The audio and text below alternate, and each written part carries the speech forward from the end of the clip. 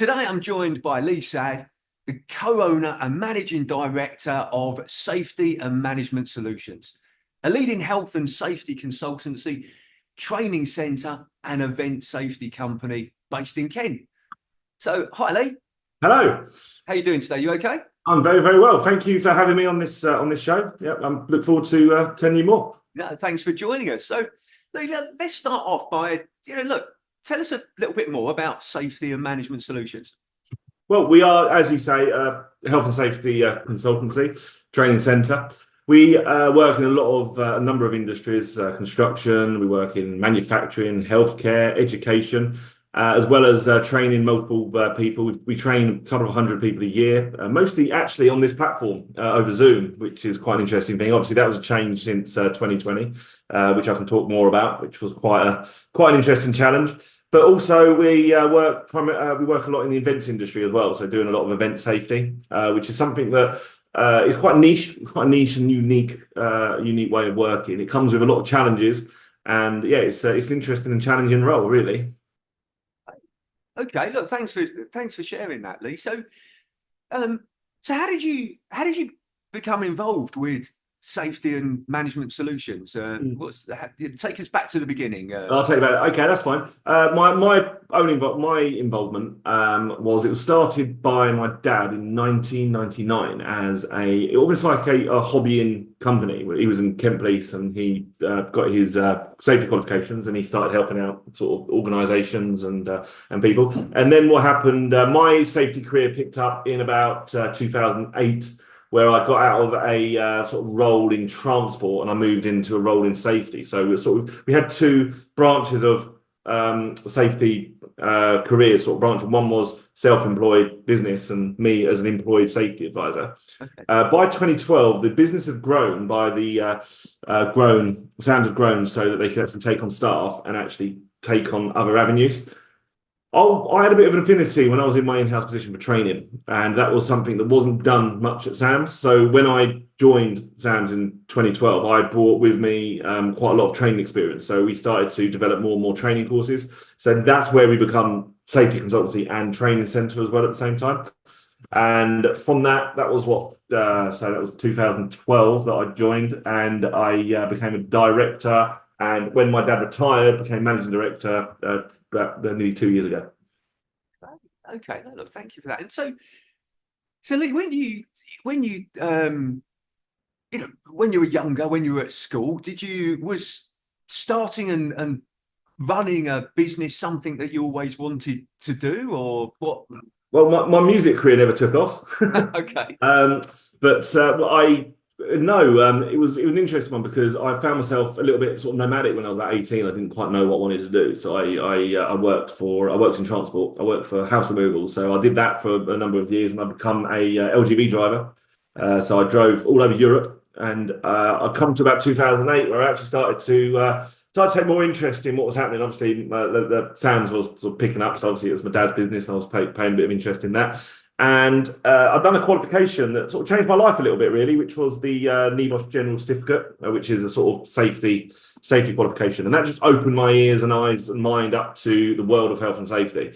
And I did that qualification, and then I became an in-house safety advisor. So it was quite an interesting journey for myself.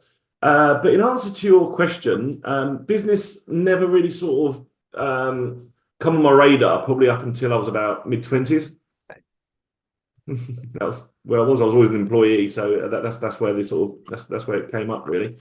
Okay. And so you're now managing director of the business. Just to tell us a little bit more about what being a managing director of a business involves. I'm a big believer in collaboration. And I'm also a big believer when it comes to business of also stripping down any sort of ego or anything like that and literally surrounding yourself with good people who can help you out.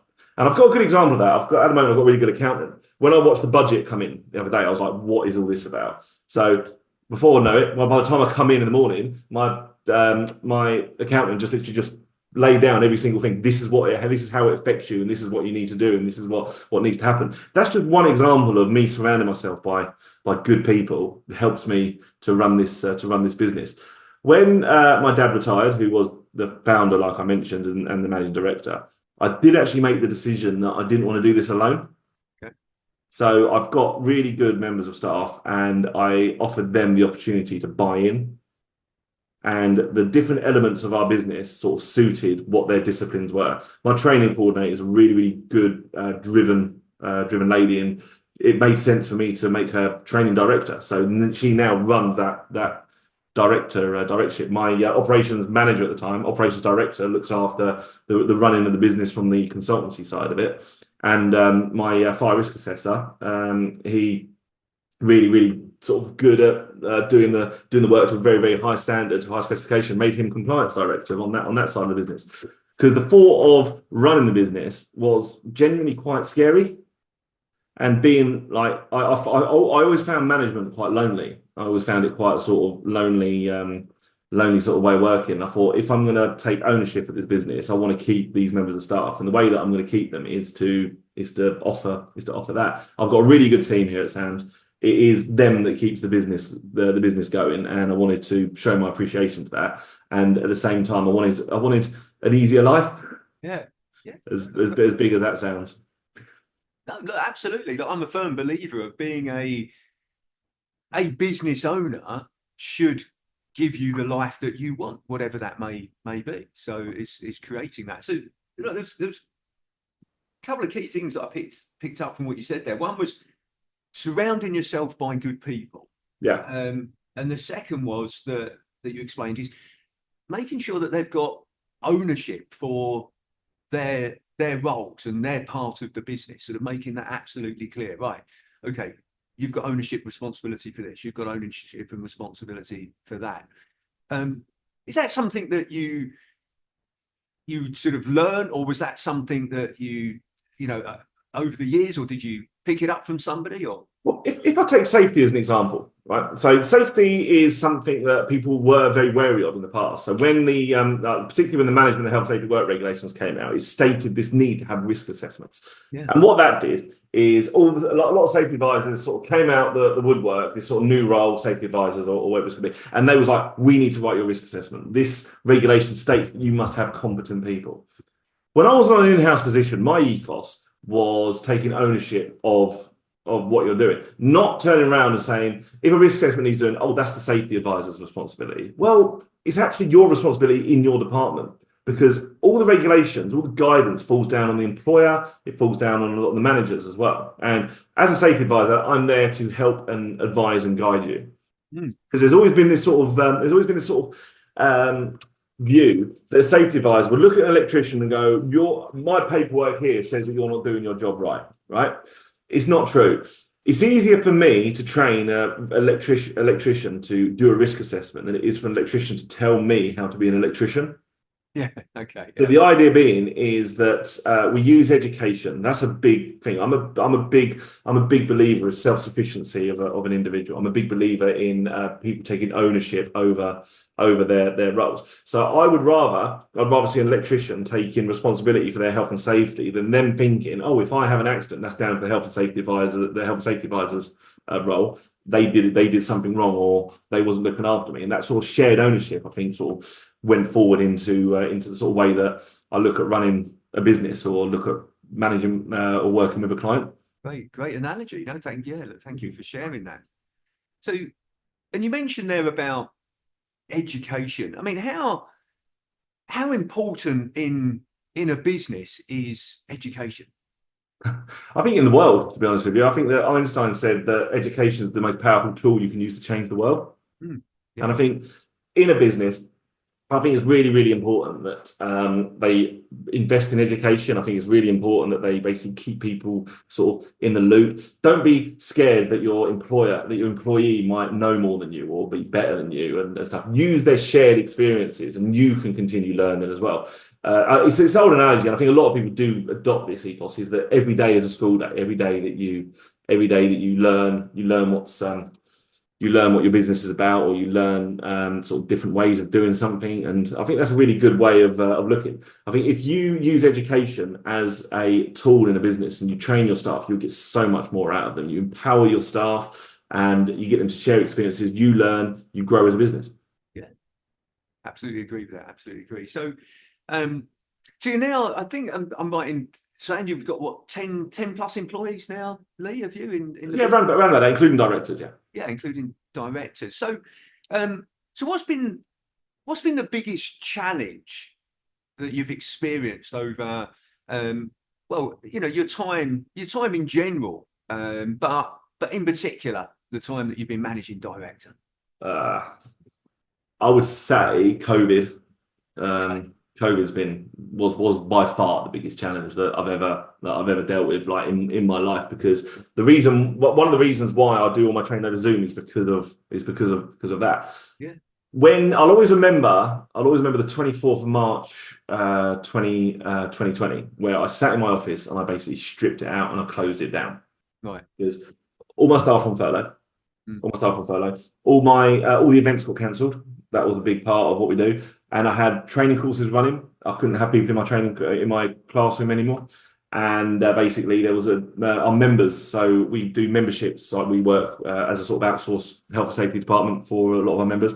They basically just suspended the direct debits and that. So we put a note. Me and Paul, my dad, we put a date on the board and said, "This is the date that we run out of money." Right.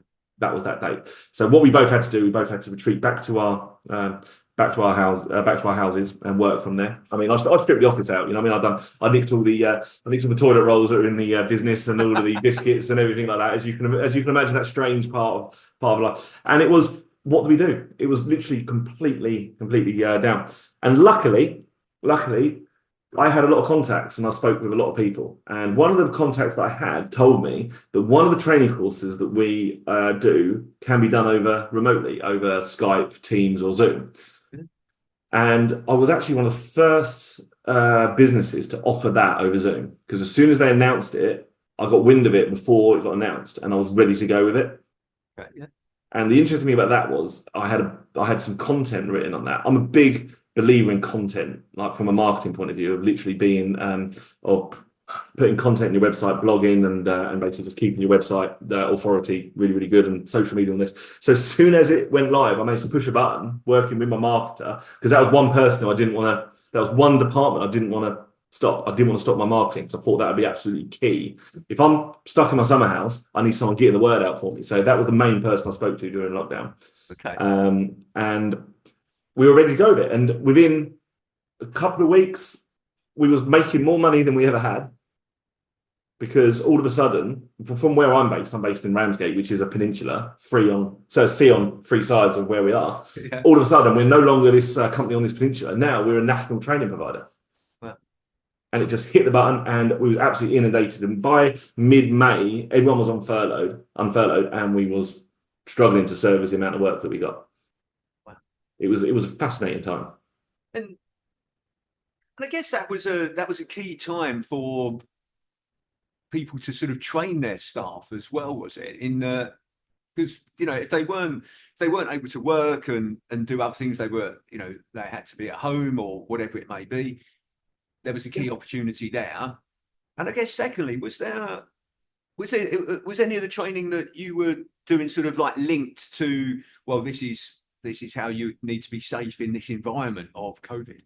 It wasn't actually. It was more to do with I'll do one course, which was driver CPC. So LGV drivers need 5 days training to hold a license and to drive LGVs in this country, lorries and buses. And there was lots of people who, like mechanics. I had loads of mechanics. A lot of mechanics got LGV licenses, but they couldn't work. Yeah. Okay. So they'd done that course so they could go driving, because lorry drivers, like deliveries, shot up by God knows how many percentage. Yeah. And all of a sudden they were crying out for LGV drivers, but people didn't have the qualifications, and I was helping people get through that. Wow. Okay. Interesting. A busy one that I did during lockdown was mental health first aid. Okay. Yeah. People took a lot of interest in that, because that what really highlighted how people were. I remember doing a lot of Zoom calls, a lot of Zoom networking, and I was seeing people, and I'm like, that person's not all right. That person's struggling with this. And I think that mental health side of things really sort of gathered momentum of people wanting to upskill their knowledge and training around mental health awareness. Yeah, that was a key one. And the biggest industry that probably carried on, if there's any construction workers watching this, they're all thinking, well, I was mega busy during lockdown. Yeah. And there was a lot of construction work going on, and a lot of people were doing their site managers and site supervisors courses, and that was the main bulk of courses that we were delivering. Interesting. So, even in those sort of difficult times, faced with that massive challenge that the world and the UK and and businesses and individuals had to face. The key thing that I picked up from what you've sort of said there is identifying the opportunities.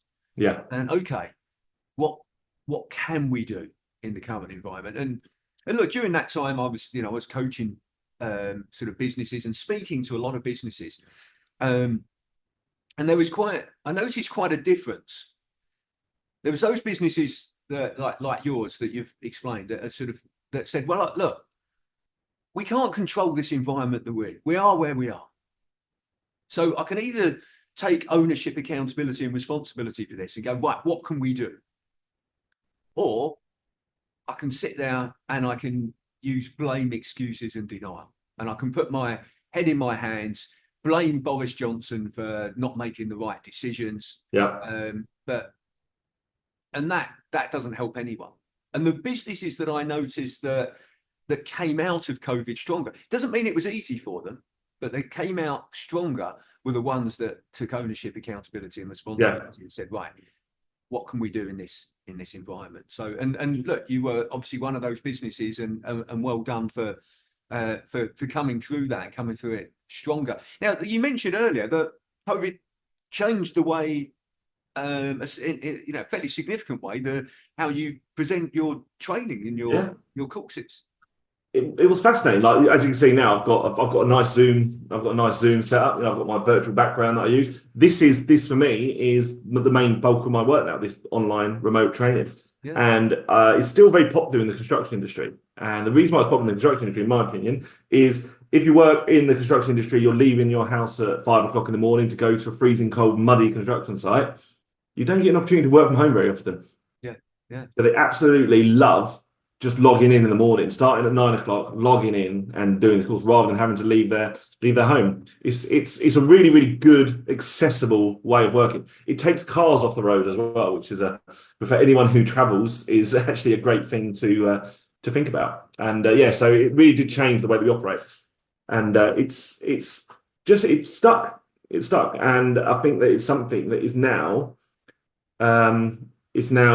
the norm, isn't it? Like we have these Zoom meetings. When I do client meetings, the first thing I ask them is, can we do it remotely? Yeah. You know what I mean? I've done the whole traveling 200 miles for a 20-minute meeting. Yeah. I just refuse to do it now. And I think, look, I think the world would have changed anyway, and we would eventually be where we are now. We got there a lot sooner, didn't we, than we would have done. I think, the references that I've heard is that over COVID, technology-wise, we jumped forward about 5 years. Because we had to quickly change and adapt. And so, and by the way, I'm exactly the same with my business. The majority of my coaching is online now. Business owners, managers prefer it. It's efficient, it's quick. So yeah, I get that. So what's been the biggest learning since you've been in business, Lee? Biggest learning, that is a good question. To be fair, I think the biggest learning for me is that when you're a business owner, I think that it's easy for it to take over your life, and to be the person who just sort of is swallowed up by their business. The person on the side of the pool in Turkey with their laptop open, sort of tapping away and doing all that sort of stuff. That's something I've never ever wanted to do. I think, again, just harping back to lockdown, when I worked the intensity that I worked at, and I was probably putting in 90 hours, 80 hours a week, I was always working, I was up at night, and when it all cleared, I vowed to never do that again. Yeah. And like I said, to surround myself with good people who I know and trust. I take a lot of pride in the fact that I can finish at 3 o'clock in the afternoon. Yeah. I take a lot of pride in that. I think we have a bit of an unrealistic perception of what success is, what a successful person is. The sort of where somebody turns around and they wear it as a bit of a badge of honor to say, "Oh, I'm really busy," right? I think you can wear it as a bit of a badge of honor to say, I've actually had a bit of time off, and I only done like 30 hours a week Yeah. last week. I always remember I went to this network meeting years ago, and the one of the people asked me, they said, "How many hours did you do last week?" And I said, "I don't know, I've done about 32, 33." And then he snarks and called me a part-timer. And I said, "How many hours do you do?" He goes, "Well, I don't know, I've done about 70, 80." I was like, "Okay, what did you do at 3 o'clock yesterday?" He goes, "Oh, I was busy working." I said, "Well, I was on my paddleboard down in Westgate Bay in the boiling sunshine." And I'm like, who's who's the mug here, or who's the not the mug, but who's the person who should be sort of bulking up? It's a bit of a sort of unrealistic expectation that people have of what you should be like, and what success actually does look like. I take a lot of pride that my team has my back, and I can trust them to get on with it. It's nice. It's an interesting thing of not being needed all the time. It's actually a better compliment than somebody turning around and says, "I need you, I need you." It's an interesting way of viewing what. I read once that the sign of a great leader is that nobody notices when you're not there, Yeah, that's a good one. because you've instilled this sort of culture this way in the business. So, and it's interesting what you say about the focus on working hard. Yeah, I've done a bit of research on this, Lee, and where the UK is 11th out of 16 European countries for productivity. Okay, so we work harder than any other European country. We work the longest hours in Europe. Yeah, but we produce in pro rata, we produce the least. that's really interesting, isn't it? Yeah, so we work harder, but we produce the least. Our the UK productivity is round about £45 per hour, and the number one in the UK, sorry, not in the UK, in Europe, is Norway, which is round about £65, £68 an hour. So isn't that interesting that Very interesting. that person you were speaking to was measuring you on how many hours you worked Yeah. rather than how productive you were? Yeah, it's almost war as that badge of honor that you have to sort of be that person. If you can do I've got ethos now. If I've got nothing to do, I don't look for stuff. I don't weigh on my staff. I don't go to them and say, "You need to be doing that. You need to be doing that." And I think that I just trust them that they are delivering and they are doing what they need to do. Okay, well, look, thank you. Look, Lee, there's a question I always like to ask everybody that's kind enough to join me in these discussions, and that is this: what's the best advice that you would give an 18-year-old you? An 18-year-old me? Yeah, if you could go back and speak to yourself when you were 18, what would you say to yourself? I'll say whether you think you can or whether you think you can't, you're right. Yeah. Okay. And what I mean by that is if you think you can't do something, right, you're going to make it so that you don't do it, and you'll prove yourself right. Yeah. So if you turn around and say, "I can't do this," well, you're right, you can't, because you've got that attitude. Yeah. If you turn can'ts into cans, you will succeed. If you turn around, it took me. I'm never ashamed of this. When I've done my LGV test, it took me 4 attempts to do that. Yeah. And at not one point did I think that I couldn't do it. Yeah. You know what I mean? It was always like, I am going to do this. And it's always like a bit of a thing when somebody turns around and says, "Oh, I passed it first time. That's amazing. That is absolutely fantastic. It took me 4 times." But you know what? I always knew that I could. Yeah. And that was a big part of it. I would always tell people, right, you can change. Yeah. When people say, "I can't change," you can. And change is a good thing. Yeah. You can learn, you can sort of grow. And I think that's a really important thing. When I hear people say, "I can't change," all I hear is, "I won't change." And there's a big difference there. Yeah. There is a big difference there. And what I would give to slightly older me, going back to probably when I've had defeats, I've learned a lot from my defeats and all this sort of stuff. And I think I would tell this to any business owner, and I would also tell this to any manager or anyone with a good job or anything like that, is that you deserve this. Yeah, you deserve to be here, because I think that a lot of the time people who are in a position of authority or business owners or anything like that, they do have that imposter syndrome can come into it. And I think that positive attitude, is in there. In my experience, it sounds a bit corny, but I do say this one a lot. In my experience, it's attitude, not aptitude, that defines your aptitude. Yeah. So what I mean by that is, if you are good at something, that doesn't necessarily mean that you are going to fulfill your maximum potential, because you can take your up, or you can think you're so good that you don't need to learn anymore, you don't need to change and all this sort of stuff. But if you have the attitude, then you can just continue to go. You'll suffer setbacks, you get up, you carry on. Yeah, like I absolutely echo that, Lee. And look, every employee that I recruit is on attitude, not aptitude. 100%. You can teach them, you can train them, you can develop them if they've got the right attitude. Yeah. So yeah.